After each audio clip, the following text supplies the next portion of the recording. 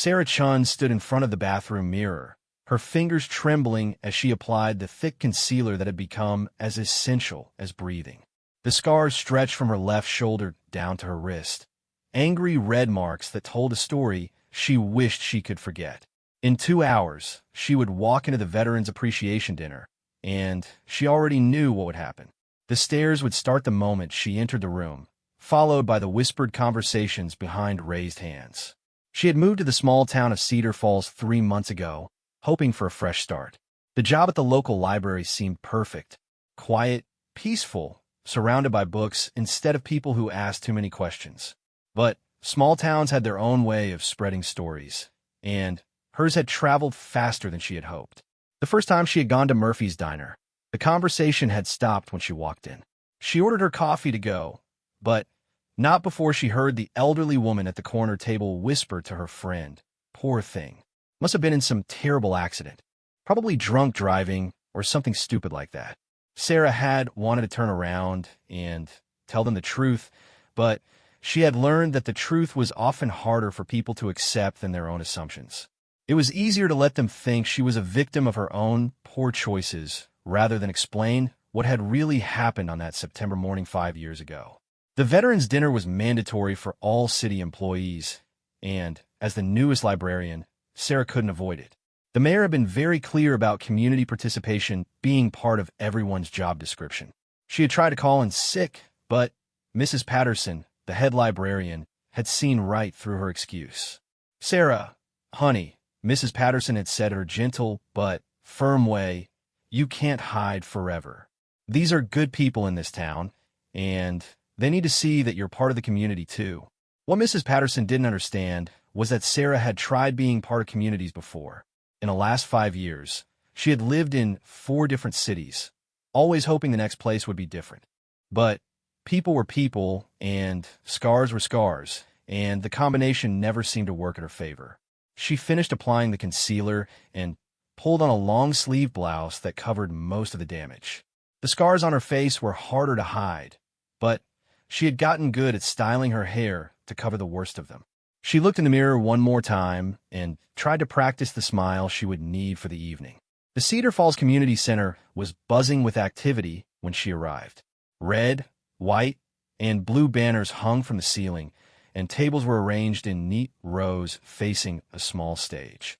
Sarah found the table reserved for library staff and took her seat, grateful that Mrs. Patterson had saved her a spot in the back corner where she would be less noticeable.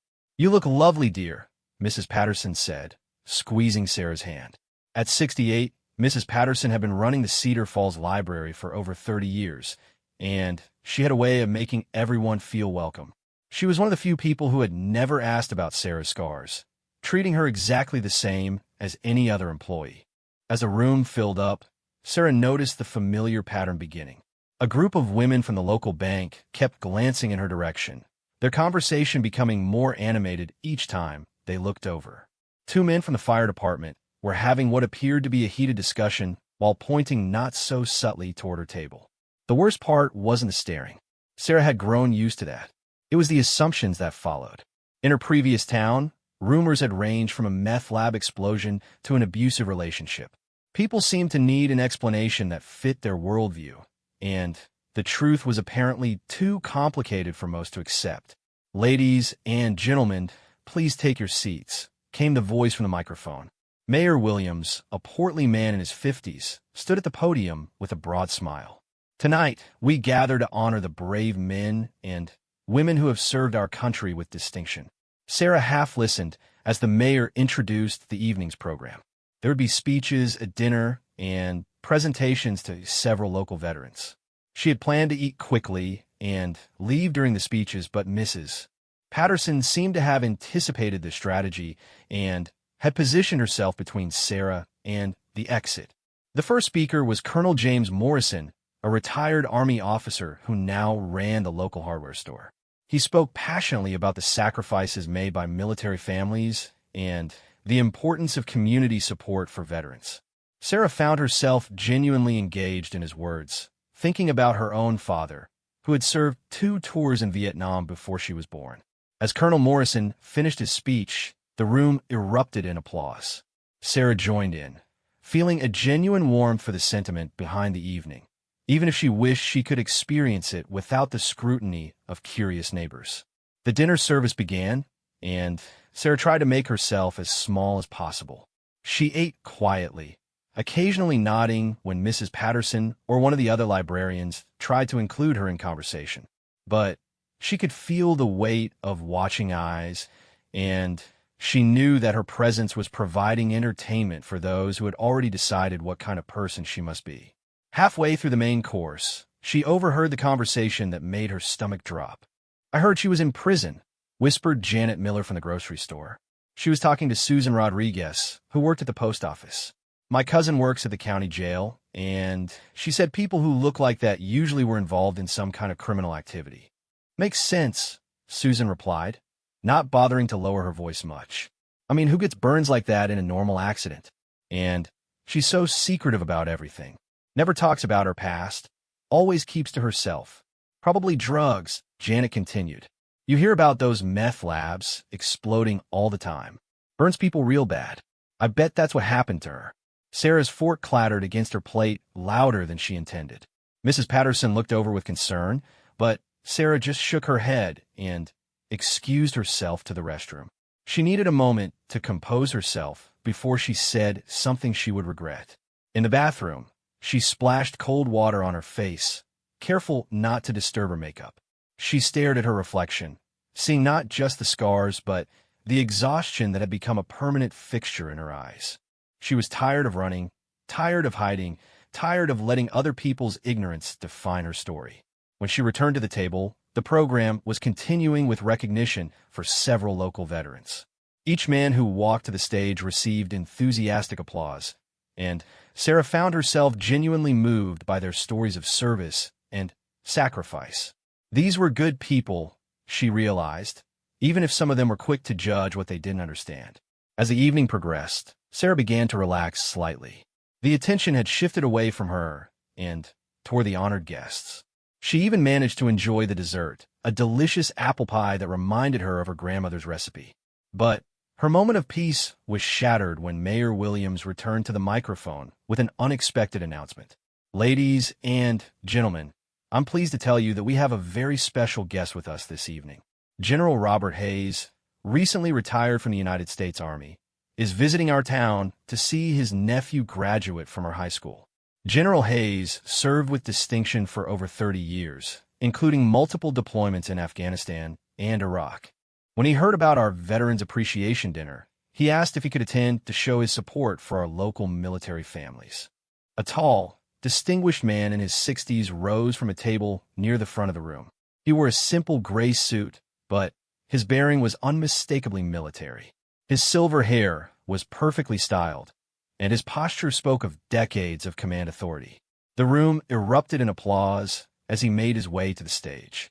General Hayes took the microphone with the ease of someone accustomed to addressing large groups. His voice was strong and clear, carrying easily throughout the room without seeming to strain. "Thank you for that warm welcome," he began. "I want to start by saying how impressed I am with this community's dedication to honoring its veterans. The support you show here tonight is exactly what our servicemen and women deserve, not just on special occasions, but every day." He paused, scanning the room with the practiced eye of a leader assessing his troops. Sarah felt herself shrinking lower in her chair, hoping to remain invisible in the back corner. "I've had the privilege of serving alongside some of the bravest men and women this country has ever produced," General Hayes continued. "I've seen ordinary people do extraordinary things when faced with impossible choices. I've seen heroes emerge from the most unlikely circumstances, and I've learned that true courage often comes with a price that isn't visible to the casual observer." Sarah felt Mrs. Patterson's hand squeeze hers gently. The older woman seemed to sense her discomfort, though she couldn't possibly understand the full reason for it. "Tonight, I want to talk about a different kind of veteran," General Hayes said, his voice taking on a more serious tone. "We often think of military service as something that happens in faraway places, in combat zones, and foreign countries. But sometimes the most heroic acts of service happen right here at home, performed by people who never wore a uniform but who embodied every principle we hold dear. The room had grown completely silent. Even the servers had stopped moving, caught up in the general's words. "I want to tell you about a day that changed my understanding of what heroism really means," General Hayes continued. "It was a Tuesday morning in September, 5 years ago. I was visiting a children's hospital in San Antonio, part of a routine inspection tour. These visits were usually ceremonial, a chance to boost morale and show support for military families whose children were receiving treatment." Sarah's blood ran cold. Her hands began to shake, and she gripped the edge of the table to steady herself. Mrs. Patterson looked at her with growing concern, but Sarah couldn't tear her attention away from the stage. "The hospital had been having problems with their ventilation system," General Hayes continued. "Nothing serious, they thought. Just some maintenance issues that were scheduled to be addressed the following week. But that Tuesday morning, something went wrong." The room seemed to tilt around Sarah. She tried to stand, to leave, but her legs wouldn't respond. This couldn't be happening. Of all the places in the world, how could he be here, telling this story to these people?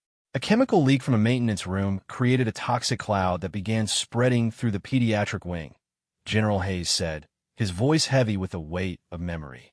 The evacuation alarm sounded, but there was confusion about the protocols. Some of the children were too sick to move quickly. Others were frightened and hiding. Sarah closed her eyes, but she couldn't block out the words. She was back there again, smelling the acrid smoke, hearing the screams, feeling the heat building around her. "I was in the administrative wing when it started," General Hayes continued. "By the time I reached the pediatric ward, most of the children and staff had been evacuated. But we quickly realized that 3 children were still missing. 2 were 6-year-olds who had been undergoing treatment for leukemia. The third was a 4-year-old girl who had been born with severe developmental disabilities." The general's voice cracked slightly, and he paused to compose himself. The room waited in absolute silence. The fire department was on its way, but they were dealing with multiple emergencies that day. A major accident on the interstate had stretched their resources thin. We were told it would be at least 15 minutes before they could get to us with the proper equipment to enter the contaminated areas safely. Sarah felt tears running down her cheeks, but she made no move to wipe them away. Around her, the entire room was transfixed by the story, having no idea that one of the people involved was sitting among them. 15 minutes might not sound like a long time," General Hayes said, "but when you're dealing with toxic fumes and children who can't protect themselves, every second counts." The hospital staff was doing everything they could, but they were dealing with evacuation protocols and treating the people who had already been exposed. He paused again, and when he continued, his voice was filled with something that might have been awe. That's when she stepped forward. General Hayes looked out across the silent room, his eyes distant as he recalled that terrible day. Sarah sat frozen in her chair, her heart pounding so loudly she was certain everyone could hear it. She wanted to run, to disappear, to be anywhere, but in that room listening to her most painful memories being shared with a group of people who had already judged her. Her name was Sarah Chun, the general continued, and Sarah felt the world stop spinning around her. She was a civilian contractor working in the hospital's communication systems. 28 years old, about 5 feet 4 inches tall, couldn't have weighed more than 120 pounds. She had been installing new computer terminals in the children's wing when the alarm sounded. Mrs. Patterson's grip on Sarah's hand tightened. The older woman's eyes widened as understanding began to dawn, but she said nothing, simply holding on as if to anchor Sarah to the present moment. When we realized those 3 children were still in the contaminated area, the hospital administrator was making calls, trying to coordinate with emergency services. The fire department was stretched thin, and the hazmat team was still 20 minutes away. Every minute we waited, those children were breathing in more toxic fumes. General Hayes paused, running a hand through his silver hair. The room remained completely silent, everyone hanging on his every word. I was standing there in my uniform, with all my years of training and experience, trying to figure out how to save those children without getting more people killed. I was calculating risks, thinking about protocols, wondering if we could jury-rig some kind of protection using what we had on hand. Sarah remembered that moment with crystal clarity. She had been standing near the nurse's station, still holding the tablet she had been using to test the new computer system. Around her, adults with far more authority and training were discussing options while precious minutes ticked away. And then, this young woman walked past all of us, General Hayes continued, his voice filled with something between amazement and reverence. She didn't ask permission. She didn't wait for orders. She just started moving toward the contaminated wing. The memory hit Sarah like a physical blow. She could see herself again, 28 years old, and terrified but unable to stand still while 3 children remained in danger. She had grown up in a military family, had been raised with the principle that you don't leave people behind, especially children. I called after her, General Hayes said. I told her to stop, that it was too dangerous, that we were waiting for the proper equipment. Do you know what she said to me? He looked out across the room, as if searching for an answer from the audience. She said, General, with respect, those kids can't wait for proper equipment. And then she was gone, disappeared into that toxic cloud wearing nothing but scrubs and a surgical mask. Sarah closed her eyes, remembering the burning sensation that had started almost immediately. The chemical fumes had been like breathing acid, searing her throat and lungs with each breath. But she had known the layout of the pediatric wing from her work installing the computer systems, and she had known that every second of delay meant those children were suffering more. The first child she brought out was Tommy Martinez, General Hayes continued. 6 years old, bald from chemotherapy, weak from months of treatment. She carried him in her arms, both of them covered in chemical residue, both of them coughing and gasping for air. Tommy had been hiding under his bed, too frightened to respond to the evacuation calls. Sarah had found him by following his cries, crawling on her hands and knees beneath the thickening cloud of toxic fumes. He had been so small, so fragile, that she had been afraid she might hurt him just by picking him up. The medical team grabbed Tommy and rushed him to decontamination, General Hayes said. I tried to stop her from going back in, but she was already moving.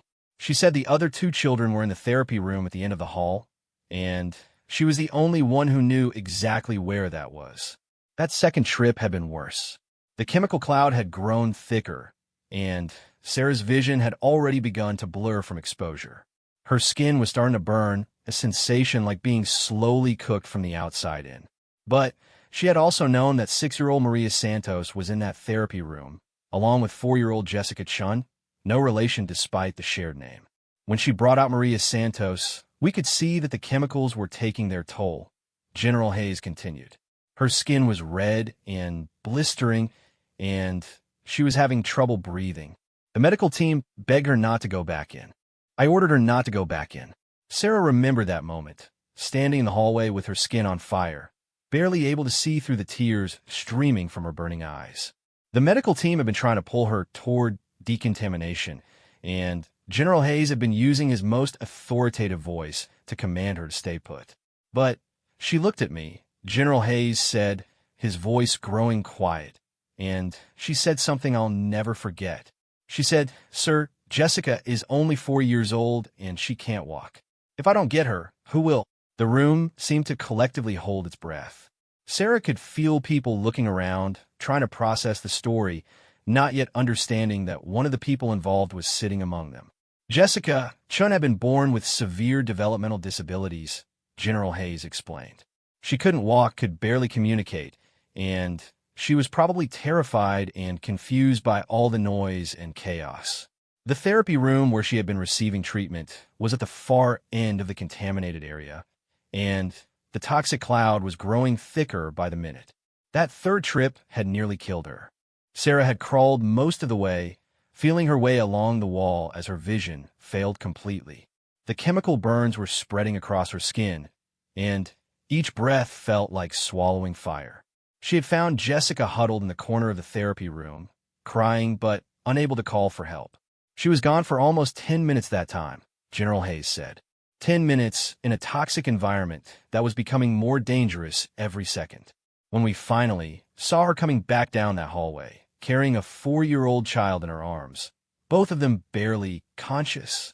The general's voice broke, and he had to pause to compose himself. The room waited, completely silent except for the sound of people breathing. I've seen a lot of brave things in my 30 years of military service, he continued. I've seen soldiers run toward enemy fire to save their comrades. I've seen pilots risk their lives to evacuate wounded civilians from hostile territory. But I had never seen anything like what that young woman did that day. Sarah felt Mrs. Patterson's hand squeezing hers almost painfully tight. When she opened her eyes, she saw that the older woman was staring at her with tears streaming down her cheeks, finally understanding who had been sitting beside her all this time.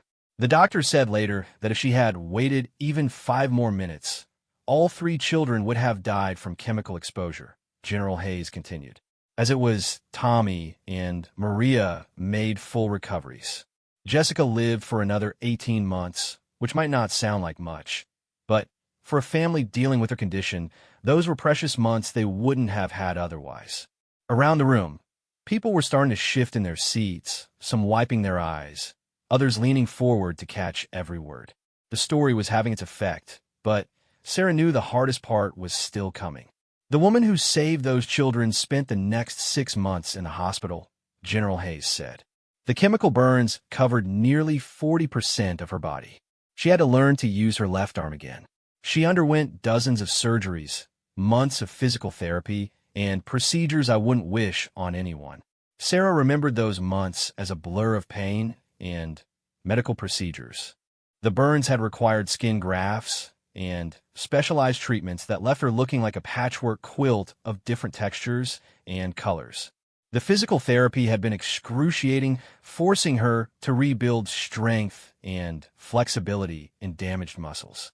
But the worst part, General Hayes continued, wasn't the physical injuries. The worst part was watching people's reactions when they saw her. She had saved 3 children's lives, but all people could see were the scars. They crossed the street to avoid her. They stared and whispered and made assumptions about what kind of person she must be to look the way she did. The room had grown uncomfortably quiet. Sarah could sense people beginning to shift nervously, perhaps recognizing their own behavior in the general's words. I stayed in touch with her during her recovery, General Hayes said. I want to make sure she received every honor and recognition she deserved. The Army couldn't give her a military medal since she was a civilian, but we found other ways to recognize her heroism. What he didn't mention was how he had personally paid for some of her medical treatments when her insurance ran out, how he had written letters of recommendation when she was looking for work, how he had been one of the few people who had seen her as a hero rather than a victim. But here's what broke my heart. General Hayes continued, his voice growing heavy with emotion. She started hiding. She moved from city to city, trying to escape the stares and the whispers. She took jobs where she could work alone, where she wouldn't have to face people's assumptions about her appearance. Sarah felt exposed, vulnerable, as if the general was reading her diary to a room full of strangers. Every word he spoke was true, but hearing it laid out like that made her choices sound cowardly rather than practical. I lost touch with her about 2 years ago, General Hayes admitted. She stopped responding to my letters and calls. I think she just wanted to disappear, to become invisible. And that's a tragedy, because the world needs more people like her, not fewer. The general paused again, scanning the room with his practiced commander's gaze. Sarah held her breath, wondering if somehow he would recognize her after all these years, if her attempts at concealment had failed. I'm telling you this story because I want you to understand something important, he continued. Heroism doesn't always come in the package we expect. Sometimes the most courageous person in the room is the one who looks different, who bears the scars of their sacrifice where everyone can see them. Around the room, Sarah could see people beginning to look uncomfortable. Some were glancing around as if trying to remember if they had seen anyone lately who might fit the description. Others were staring down at their plates, perhaps remembering their own moments of quick judgment. That woman taught me that courage isn't the absence of fear, General Hayes said. It's acting in spite of fear when someone else needs help. She wasn't trained for what she did that day. She wasn't equipped or prepared or authorized.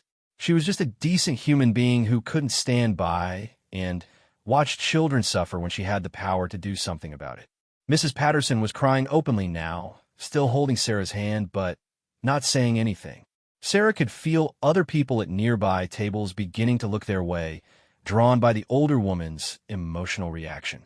"If that woman is out there somewhere tonight," General Hayes concluded, his voice carrying across the silent room, "I want her to know that she is not forgotten.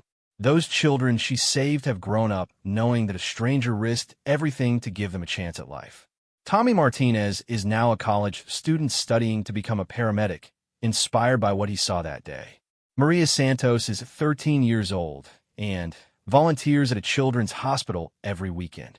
Sarah felt something breaking apart inside her chest, 5 years of carefully controlled emotion threatening to spill over at once. She had never known what happened to the children afterward, had been too consumed with her own recovery, and then too ashamed of her appearance to follow up. And if anyone in this room ever has the chance to meet someone who bears the scars of helping others, General Hayes said, his voice growing firm with command authority, "I hope you'll remember this story. I hope you'll see those marks not as something to be hidden or whispered about, but as proof of the highest form of human courage." The room erupted in applause, but Sarah barely heard it over the sound of her own heartbeat. People were standing, clapping enthusiastically, moved by the story without realizing one of its central figures was sitting among them. But she could feel the change beginning to happen around her. Mrs. Patterson was looking at her with undisguised admiration and concern. At the table next to them, she caught Janet Miller from the grocery store staring with a shocked expression, clearly beginning to make connections between the story and the woman she had been gossiping about just hours before. General Hayes stepped down from the stage to continued applause, making his way through the crowd of people who wanted to shake his hand and thank him for sharing such a powerful story. Sarah knew she should leave, should escape before anyone else put the pieces together, but her legs still wouldn't respond to her brain's commands. And then she saw him turning in her direction, his eyes scanning the room as if looking for someone specific. For just a moment, their gazes met across the crowded room, and Sarah saw the exact moment when recognition dawned in his eyes. General Robert Hayes had found his hero. Time seemed to freeze as Sarah and General Hayes locked eyes across the crowded community center. She watched his expression change from casual scanning to focused attention to absolute certainty. Even with her hair styled to cover the worst of her facial scars, even with carefully applied makeup, even after 5 years of trying to become invisible, he knew her immediately. The general excused himself from the group of admirers surrounding him and began moving purposefully through the crowd. Sarah's fight-or-flight response finally kicked in, and she tried to stand, but Mrs. Patterson's gentle but firm hand on her shoulder kept her in place. "Don't you dare run away from this," Mrs. Patterson whispered, her voice thick with emotion. "Not now. Not after what that man just told us about you." Around them, the dinner was winding down, but Sarah could sense a different kind of energy building in the room. People were beginning to make connections, whispering to each other as they glanced between the approaching general and the quiet librarian who had been sitting unnoticed among them all evening. Janet Miller from the grocery store had gone pale, her hand covering her mouth as she stared at Sarah with dawning horror at her own earlier words. Susan Rodriguez from the post office was looking equally stricken, clearly remembering her casual assumptions about criminal activity and drug labs. General Hayes reached their table just as Sarah was summoning the courage to look up at him. Up close, he looked older than he had on stage, with lines around his eyes that spoke of years of difficult decisions and heavy responsibilities. But when he looked at her, his expression was filled with something she hadn't seen in a very long time: genuine respect. "Sarah Chun," he said quietly, his command voice replaced by something much gentler. "I've been wondering where you disappeared to." "General Hayes," Sarah managed, her voice barely above a whisper. "I didn't know you would be here tonight." Mrs. Patterson released Sarah's hand and stood up, extending her own to the general. "General, I'm Eleanor Patterson, head librarian here in Cedar Falls. Sarah is one of my employees, and I have to say, this evening has been quite educational for all of us." The general shook Mrs. Patterson's hand, but kept his attention focused on Sarah. "May I sit down? I think we have some catching up to do." Sarah nodded, not trusting her voice. Mrs. Patterson quietly excused herself, giving them space, but not moving far away, clearly protective of her newest employee. "You look well," General Hayes said as he settled into the chair beside her. "Different, but well. I like the hair." Sarah's hand automatically went to her hair, styled to cover the worst of the scarring on the left side of her face. "It's longer than it used to be," she said, surprised by how normal her voice sounded. "I've been worried about you," the general continued. "When you stopped answering my letters, I didn't know what to think. I was afraid something had happened to you." "Nothing happened," Sarah said then, immediately realized how untrue that was. "I mean, nothing bad. I needed to start over. Again." They sat in comfortable silence for a moment while the dinner crowd began to thin out around them. Sarah could feel people watching them, but for the first time in years, the attention didn't feel entirely hostile. There was curiosity, certainly, but also something that might have been respect. "Why didn't you ever tell anyone?" General Hayes asked gently. "About what really happened that day. All this time, you've let people make assumptions about you when you could have told them the truth." Sarah looked down at her hands, still marked with the characteristic patterns of chemical burns. "What was I supposed to say? That I was a hero? That I deserved special treatment because of what I did? It felt like bragging.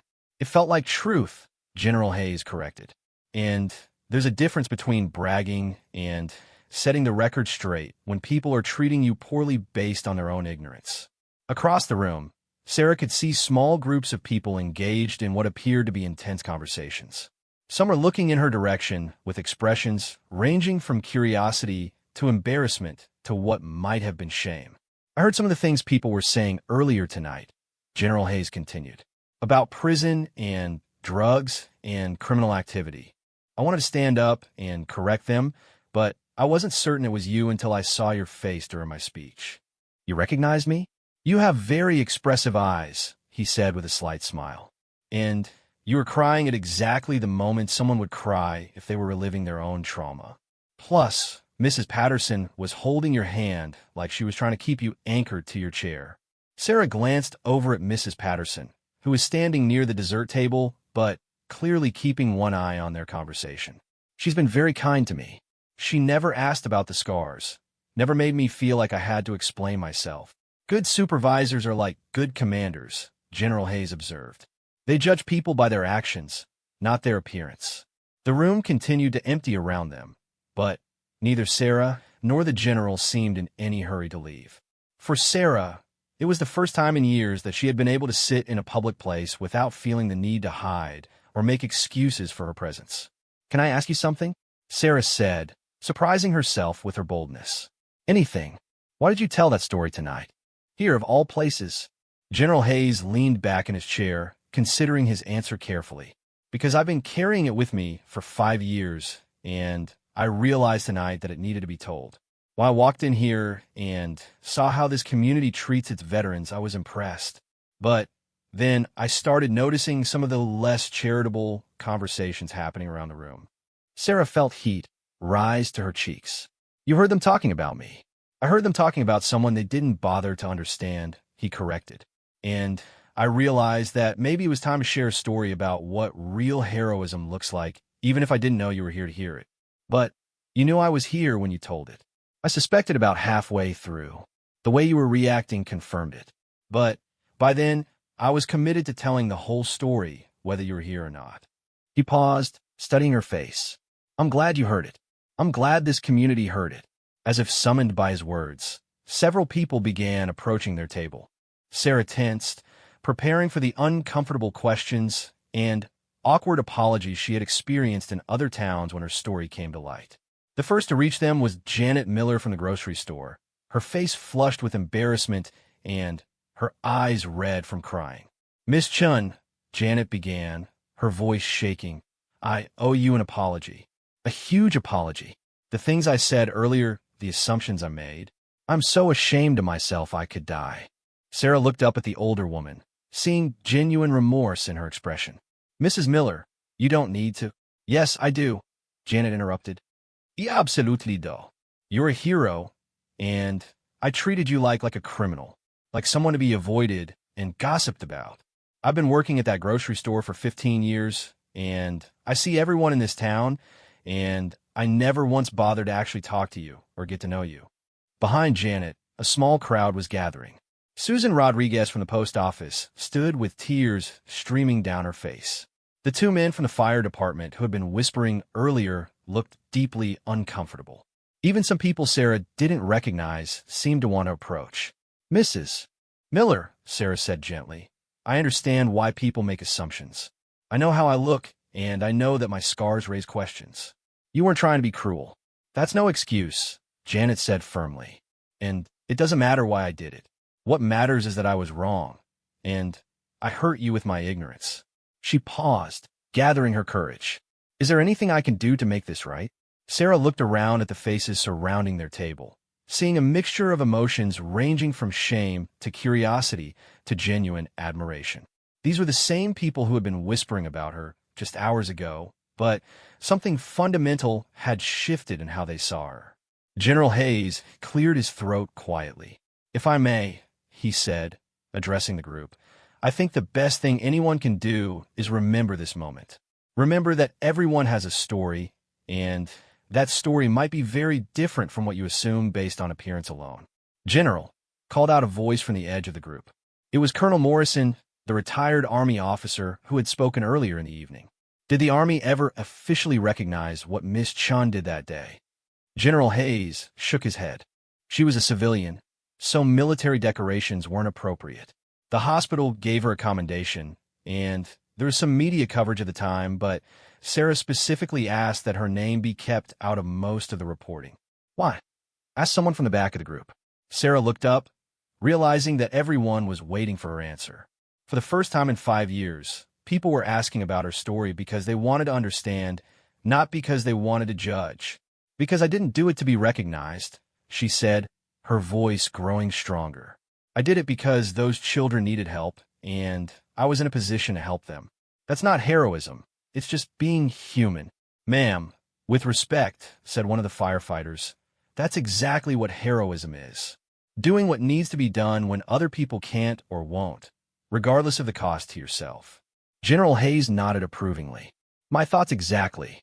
Mrs. Patterson finally approached the group, having given them time for their conversation, but clearly wanting to be part of what was happening. "Sarah," she said, her voice warm with pride, "I want you to know that in the 3 months you've been working for me, you've been nothing but professional, kind, and dedicated. You've helped countless children find books they love, you've assisted elderly patrons with computer problems, and you've made our library a warmer, more welcoming place." She turned to address the crowd. "This young woman has been living among us, working with us, contributing to our community, and instead of getting to know her, we've been content to make assumptions based on her appearance. That says something about us, not about her." The crowd around the table had grown to include most of the remaining dinner attendees. Sarah realized that nearly the entire room was listening to their conversation, but for the first time, the attention didn't feel intrusive or judgmental. "General Hayes," called out Mayor Williams, who had been watching the scene unfold from a distance, "is there anything our community can do to properly honor Miss Chun? It seems to me we owe her a debt of gratitude, not just for what she did 5 years ago, but for the quiet service she's been providing to our town ever since." Sarah started to protest, but General Hayes held up a hand to stop her. "Actually," he said, his commander's voice returning, "there is something, but it's not about honoring Sarah specifically. It's about honoring what she represents." The crowd leaned in, interested in what the general had to say. "Every community has people like Sarah," he continued. "People who do important work quietly, without recognition or fanfare. People who might look different or act different or come from somewhere else, but who contribute something valuable to the place they call home." He stood up, addressing the crowd with the same authority he had shown on stage. "If you want to honor what Sarah did, and what she continues to do, then make an effort to really see the people around you. Don't just look at them, see them. Get to know them. Find out what their story really is before you decide who they are." The crowd murmured agreement, but Sarah could see that some people were struggling with the implications of the general's words. Changing deeply ingrained habits of judgment and assumption wasn't going to happen overnight. "There's something else," General Hayes continued, his voice growing more serious. Sarah has spent the last 5 years hiding from recognition she absolutely deserves, moving from place to place because people's ignorance made her life uncomfortable. That needs to stop. He turned to look directly at Sarah. You can't keep running forever. At some point, you have to decide whether you're going to let other people's limitations define your life, or whether you're going to plant roots somewhere and demand the respect you've earned. Sarah felt the weight of his words, and the weight of all the eyes focused on her. This was the moment she had been dreading for 5 years, the moment when her past caught up with her and forced her to choose between continued hiding and public exposure. But as she looked around at the faces surrounding her, she realized that something unexpected was happening. The exposure she had feared was leading not to rejection, but to acceptance. The truth she had been hiding was setting her free rather than trapping her. "General," she said, her voice steady for the first time all evening, "what exactly are you suggesting?" General Hayes smiled at Sarah's question, the expression transforming his stern military features into something much warmer and more approachable. "I'm suggesting that it's time for you to stop hiding and start living. Really living, not just surviving." The crowd around them had grown larger as word spread through the community center about what was happening. Sarah could see people calling others over, whispering quick explanations, gesturing toward her and the general. But for the first time in years, the attention didn't feel threatening. "What does that look like, practically speaking?" Sarah asked, surprised by her own directness. "It looks like staying in one place long enough to build real relationships," General Hayes replied. "It looks like being proud of who you are and what you've done, instead of trying to disappear every time someone looks at you sideways." Mayor Williams stepped forward, his earlier formal demeanor replaced by genuine enthusiasm. "Miss Chun, what the general is saying aligns with something I've been thinking about since his speech.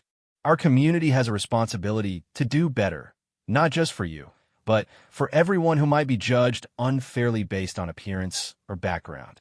Sarah looked around at the faces surrounding her, trying to gauge whether this was genuine sentiment or just emotional reaction that would fade once everyone went home and back to their normal routines. "What kind of responsibility?" she asked. "Education," said Mrs. Patterson, stepping closer to the group. "Awareness. Making sure stories like yours are told so that the next person who looks different or has scars or comes from somewhere else doesn't have to face the same assumptions you've dealt with." Colonel Morrison nodded approvingly. "In the military, we have a saying, leave no one behind. That applies to civilian life too. We shouldn't leave people behind just because they don't fit our preconceived notions of what a hero looks like." Janet Miller, who had been quietly listening to the conversation, suddenly spoke up. "I want to do something concrete to make this right. Miss Chun, would you be willing to let me interview you for the local newspaper? Let people hear your story in your own words." Sarah felt her automatic refusal rising to her lips, but General Hayes caught her eye and gave her a small nod of encouragement. "I don't know," Sarah said honestly. "I've been private about this for so long. I'm not sure I know how to be public about it." "You don't have to decide tonight," Janet said gently. "But I want you to know the offer is there. I think people need to hear from you directly, not just about what happened 5 years ago, but about what it's been like since then. There's something else to consider," General Hayes added. "Tommy Martinez, one of the children you saved, is now 19 years old and studying to become a paramedic. He's been looking for you for 2 years, wanted to thank you in person." Sarah's breath caught. "Tommy's been looking for me. He's graduating from the paramedic program next month. He's written you letters that I've been holding, hoping I'd find you eventually. He credits you with inspiring his career choice."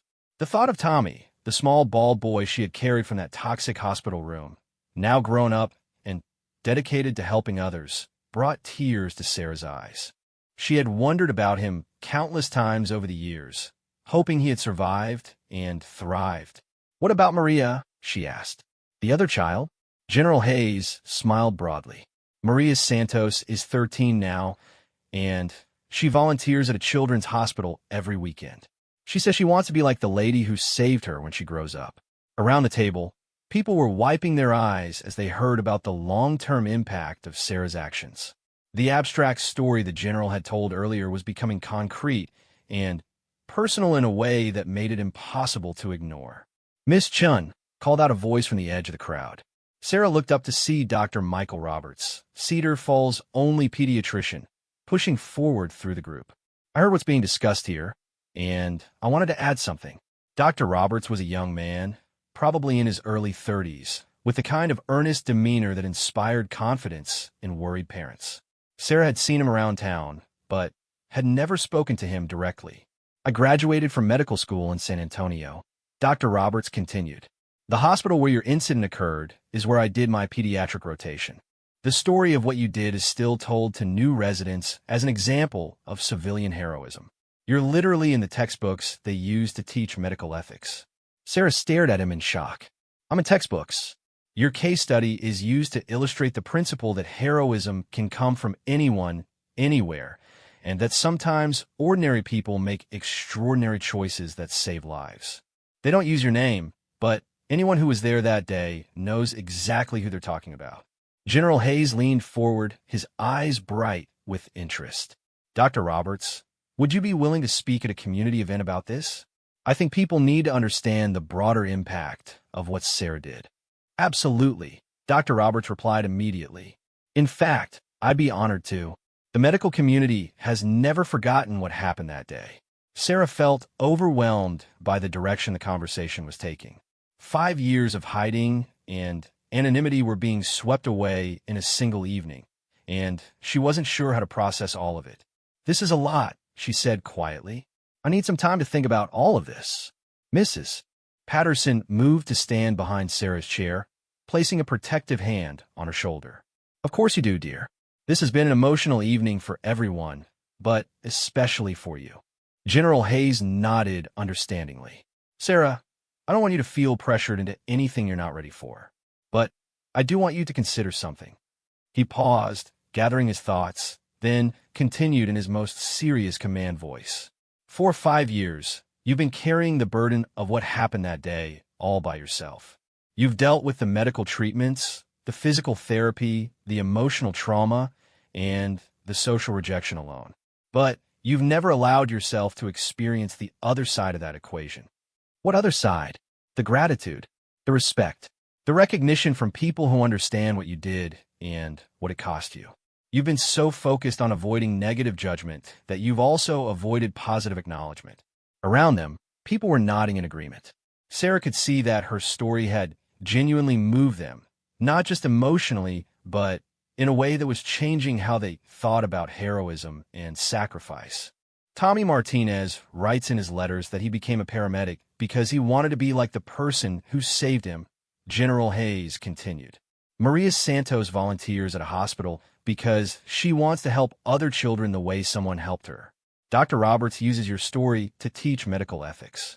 You think you've been invisible for 5 years, but your influence has been spreading in ways you never knew about. Sarah felt something shifting inside her, like a wall she had built around herself beginning to crack. For so long, she had defined herself by her scars and by other people's reactions to them. But listening to General Hayes, she was beginning to remember that the scars were only part of her story. There's a veteran support group that meets here in Cedar Falls, said Colonel Morrison. Not just for military veterans, but for anyone who has experienced trauma while serving others. Police officers, firefighters, EMTs, and, yes, civilians who have put themselves at risk to help others. I think you might find it helpful. You'd qualify for certain veterans' benefits too, added General Hayes. The Army has a program for civilians who are injured while performing acts of heroism. You were never properly informed about those benefits because you disappeared before the paperwork could be processed. Benefits? Sarah asked, confused. Medical coverage, disability support, educational assistance. The works. You earned them, Sarah. You just never claimed them. The conversation was interrupted by a commotion near the entrance to the community center. A young man with a press badge was arguing with someone at the door, clearly trying to get inside. Words already getting out, Mayor Williams observed. Local media probably got wind that General Hayes was here, and now they're hearing rumors about something significant happening. Sarah felt panic rising in her chest. I'm not ready for media attention. I can't handle reporters and cameras and... Hey, General Hayes said gently, placing a calming hand on her arm. No one's going to force you to talk to reporters. We can handle this, however. You want to handle it. Mrs. Patterson stepped forward with the decisiveness that had made her an effective library administrator for 3 decades. I'll go deal with the press. Sarah is my employee, and she's under my protection tonight. She moved toward the entrance with surprising authority for a woman approaching 70, leaving Sarah with a mixture of gratitude and amazement at having such a fierce advocate. Mrs. Patterson is quite something, General Hayes observed with admiration. She's been the only person who's treated me normally since I moved here, Sarah said. She hired me based on my qualifications, not my appearance, and she's never once asked me to explain myself. Good leadership recognizes good character, General Hayes replied. Mrs. Patterson saw who you are immediately, even without knowing what you'd done. The crowd around their table had thinned somewhat as people began to leave the community center, but a core group remained, clearly invested in the conversation and in Sarah's well-being. Miss Chun, said Dr. Roberts, I want you to know that if you decide to stay in Cedar Falls, you'll have my full support. And if you're comfortable with it, I'd like to invite you to speak to my patients sometimes. We have children who are dealing with disfiguring injuries or conditions, and I think meeting you would give them hope. Sarah looked around at the faces surrounding her, seeing something she hadn't experienced in years, a community that wanted to include her rather than exclude her. It was overwhelming and terrifying and wonderful all at the same time. Can I ask you all something? She said, her voice growing stronger. Anything, came the chorus of replies. If I stay here, if I decide to stop running and hiding, will you help me learn how to do that? Because I honestly don't remember how to live openly anymore. I've gotten so good at being invisible that I'm not sure I know how to be seen. General Hayes smiled broadly. Sarah, that's what communities are for. Supporting each other through difficult transitions. Learning new ways of being when the old ways stop working. And, added Janet Miller, helping each other become better people than we were yesterday. You're not the only one who needs to learn something new. We all need to learn how to see people more clearly. Mrs. Patterson returned from her conversation with the press, looking satisfied with whatever arrangement she had made. They've agreed to wait until tomorrow for any statements, she announced. And they've agreed that any interviews will be entirely voluntary and on your terms. Sarah felt a wave of relief, followed immediately by a realization that surprised her with its clarity. I think I want to tell my story, she said, almost as surprised as everyone else by her words. I think I want people to know what really happened and what it's been like since then. General Hayes leaned back in his chair, his expression filled with pride and satisfaction. Now that, he said, sounds like the Sarah Chin I remember. The one who doesn't back down when something important is at stake. 6 months later, Sarah Chin stood in front of the mirror in her small apartment above the Cedar Falls Library. But this time she wasn't applying concealer or arranging her hair to hide her scars. Instead, she was checking to make sure her new business suit looked professional for the most important day of her new life. Today, she would be receiving the Presidential Medal of Freedom, the highest civilian honor in the United States. General Hayes had spent months working through military and political channels to ensure that her heroism was finally recognized at the highest levels of government. The ceremony would take place in the White House Rose Garden, with her story being shared as an example of extraordinary civilian courage. But more importantly to Sarah, today was also the day she would finally meet Tommy Martinez and Maria Santos as the young adults they had become. The transformation of her life had been gradual but profound. After that evening at the Veterans Dinner, Sarah had decided to stop running and start building a real life in Cedar Falls. The process hadn't been easy, but it had been supported by a community that had learned to see her differently. Her interview with Janet Miller for the local newspaper had been reprinted in papers across the country. The story of the scarred librarian who was actually a civilian hero had captured national attention, leading to speaking engagements, television interviews, and eventually the attention of the White House. But the real changes had happened on a smaller, more personal level. Dr. Roberts had kept his promise to introduce Sarah to young patients dealing with disfiguring injuries. Every Tuesday afternoon, she spent time at the children's ward of the regional hospital, talking to kids who were struggling with how they looked and how other people reacted to them. Her message was simple. You are more than your scars, and your worth isn't determined by other people's comfort with your appearance. The veteran support group that Colonel Morrison had mentioned had become a cornerstone of Sarah's new social life. Meeting other people who had been changed by their service to others had helped her understand that her struggles were part of a larger pattern, not a personal failing. Mrs. Patterson had become more than a supervisor. She had become a surrogate mother figure who helped Sarah navigate the complexities of living openly instead of in hiding.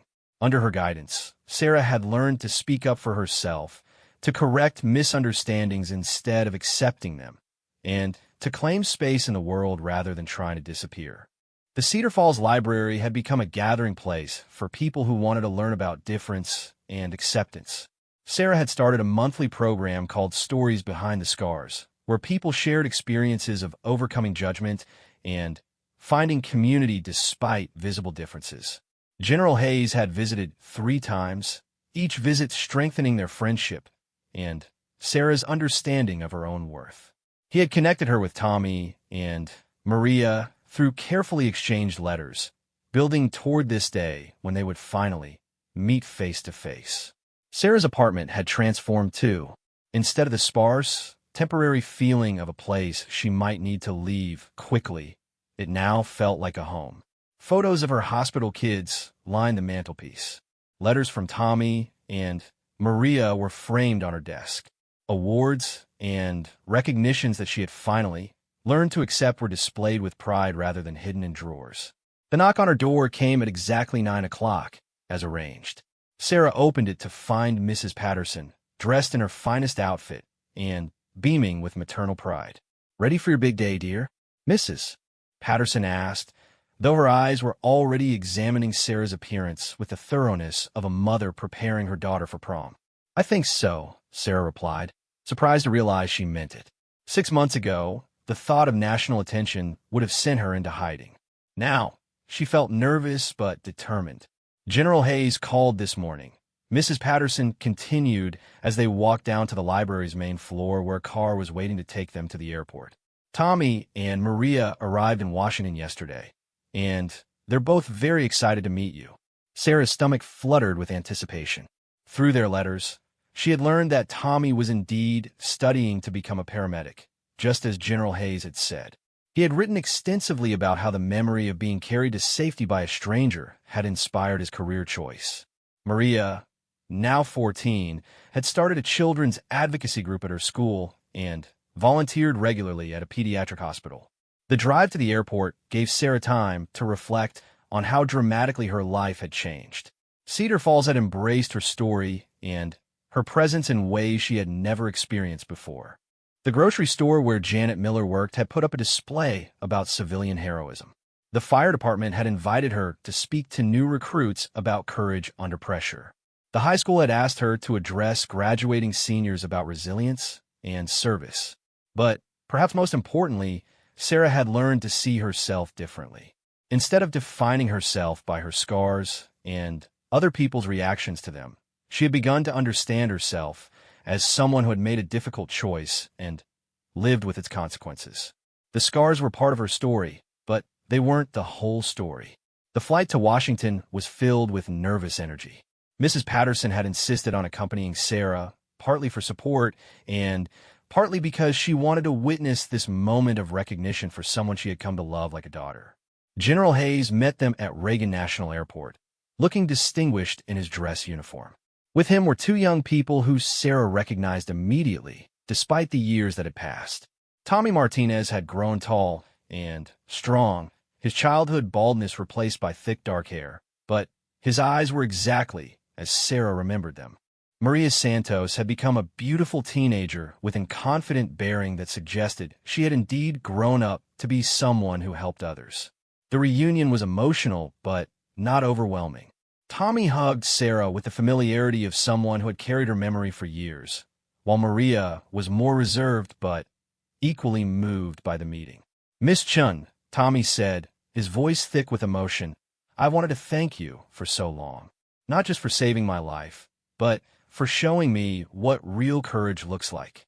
"You don't need to thank me," Sarah replied, though she was crying freely. "Seeing who you've become is thanks enough." Maria stepped forward, her teenage poise giving way to younger vulnerability. "I don't remember much about that day," she said quietly, "but I've grown up knowing that someone risked everything to help me. It's made me want to be the kind of person who helps others too." The White House ceremony was everything Sarah had never imagined she would experience. Standing in the Rose Garden, surrounded by dignitaries and officials, she listened as the president read the citation for her Medal of Freedom. For extraordinary heroism and selfless service to others, demonstrating the highest ideals of civilian courage in the face of mortal danger, and for inspiring countless others through her example of sacrifice and resilience. But the words that mattered most came after the formal ceremony, when Tommy and Maria had a chance to speak privately with Sarah about the impact of her actions. "I want you to know," Tommy said, "that there isn't a day in my life when I don't think about what you did. When I'm having a bad day, when I'm scared, when I don't think I'm brave enough to help someone who needs it, I remember that someone who didn't even know me was willing to risk her life to save mine." Maria nodded in agreement. "My mom always told me that the lady who saved me was an angel.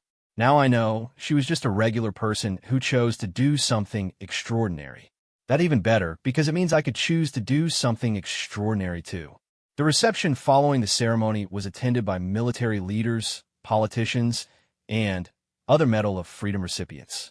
Sarah found herself in conversations with people who treated her scars not as something to be ignored or overcome, but as visible evidence of her commitment to others. General Hayes introduced her to a network of people who had been changed by their service to others, creating connections that Sarah knew would last for years to come. For the first time in her adult life, she felt like she belonged to something larger than herself. But the moment that meant the most came near the end of the evening, when a young girl approached Sarah hesitantly. She was perhaps 8 years old, with burn scars covering one side of her face and arm, clearly struggling with the kind of self-consciousness that Sarah remembered all too well. "Are you the lady who saved those kids?" the little girl asked quietly. "I am," Sarah replied, kneeling down to the girl's eye level. "My mom says you have scars like mine, but you're not ashamed of them anymore." Sarah looked at this child, seeing herself as she had been for so many years, and felt a clarity about her purpose that she had never experienced before. "Sweetheart," she said gently, "these scars are proof that we survived something difficult. They're not something to be ashamed of. They're something to be proud of. They show that we're stronger than whatever tried to hurt us." The little girl smiled, the first genuine smile Sarah had seen from her all evening. "Will you tell me about the kids you saved?" she asked. Sarah spent the next 20 minutes talking to this child about courage, about helping others, about the difference between being scared and being brave. As she talked, she realized that this was her true calling, not the medals or recognition, but the opportunity to help others find strength in their own stories. The flight back to Cedar Falls the next morning was quiet and reflective. Mrs. Patterson dozed in her seat while Sarah stared out the window, processing everything that had happened. She thought about the journey that had brought her to this point, from the terrified young woman hiding in hospital bathrooms to avoid stairs, to the person who could now stand in front of the president and accept recognition for her heroism. The scars were still there, would always be there, but they no longer defined her or limited her. Instead, they had become part of a larger story about resilience, community, and the power of choosing courage when it mattered most. As the plane descended toward the small regional airport that served Cedar Falls, Sarah could see the town spread out below her. It looked like home, which was something she hadn't felt anywhere in 5 years. Waiting at the airport was a small crowd of townspeople who had come to welcome their local hero home. Janet Miller was there with a photographer from the newspaper. Dr. Roberts had brought several of the children Sarah worked with at the hospital. Colonel Morrison stood with other members of the veteran support group. But most importantly, scattered throughout the crowd were the ordinary people of Cedar Falls who had learned to see Sarah clearly, who had moved beyond their initial assumptions to embrace her as a valued member of their community. As Sarah walked down the airplane steps, she realized that her journey was far from over. There would be more children to help, more stories to tell, more communities to educate about the difference between how people look and who they really are. But for the first time in years, she wasn't facing that future alone. She was facing and surrounded by people who had learned to see her scars not as marks of shame or victimhood, but as badges of honor worn by someone who had chosen love over fear, action over paralysis, and service over safety. The little girl from the White House reception had asked her what it felt like to be a hero. Sarah's answer had been honest. It feels like being responsible for using your experience to help other people find their own courage. Standing on the tarmac in Cedar Falls, surrounded by her chosen community and preparing to return to work that gave her life meaning, Sarah Chun finally understood what it meant to be truly home. Her scars would always be visible, but now they told a story of triumph rather than tragedy. And that story was still being written one act of courage at a time.